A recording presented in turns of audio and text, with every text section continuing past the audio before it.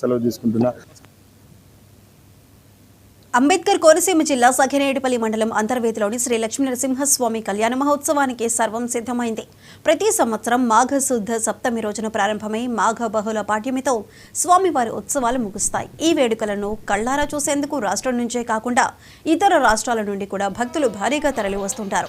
ఫిబ్రవరి 7 రాత్రి 12:55 శ్రీ లక్ష్మీ నరసింహస్వామి కళ్యాణ మహోత్సవం జరుగుతుంది. 8వ తేదీ మధ్యాహ్నం స్వామివారి రథోత్సవం, 12న ఉదయం సముద్ర స్నానం నిర్వహిస్తారు. నరసింహస్వామి కళ్యాణ మహోత్సవానికి మొగల్తూరు రాజవంశీయులు పట్టు వస్త్రాలు, తలంబ్రాలు సమర్పించడం ఆనవాయితీగా వస్తోంది. ఈ ఏడాది రాజవంశీకులు రాజా కలిదిండి కుమార రామగోపాల రాజా బహదూర్ పట్టు వస్త్రాలు సమర్పించనున్నారు. గ్రామంలో చేసినటువంటి శ్రీ లక్ష్మీ నరసింహస్వామి దేవస్థానానికి కార్యనిర్వహణాధికారిగా పనిచేస్తున్నాను.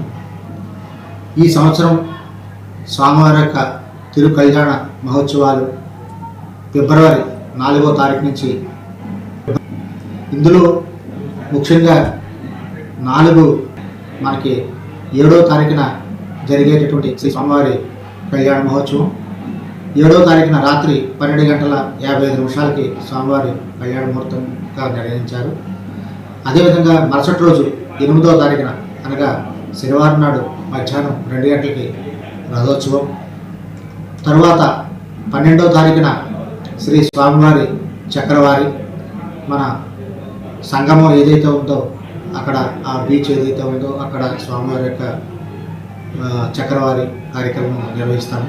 అలాగే మరుసటి రోజు అనగా 13వ తారీఖున సాయంత్రం స్వామివారి తెప్పోత్సవ కార్యక్రమం. ఈ కార్యక్రమాలన్నీ కూడా చక్కగా నిర్వహించడానికి మా కమిషనర్ గారి ఉత్తర్వుల ప్రకారం మరియు మన జిల్లా కలెక్టర్ గారి యొక్క ఉత్తర్వుల ప్రకారం అన్ని ఏర్పాట్లు చేసుకోవడం జరిగిందండి. దక్షిణ కాశీగా పేరుగాంచినటువంటి శ్రీ లక్ష్మీ నరసింహస్వామి వారి పుణ్యక్షేత్రం రాజోల్ నియోజకవర్గంలో అంతర్వేదిలో ఉందండి.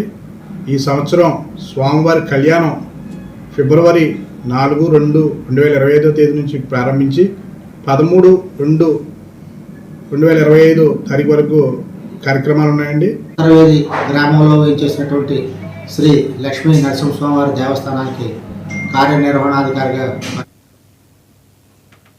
కర్నూలు జిల్లా ఎమ్మిగనూరులో మాజీ సీఎం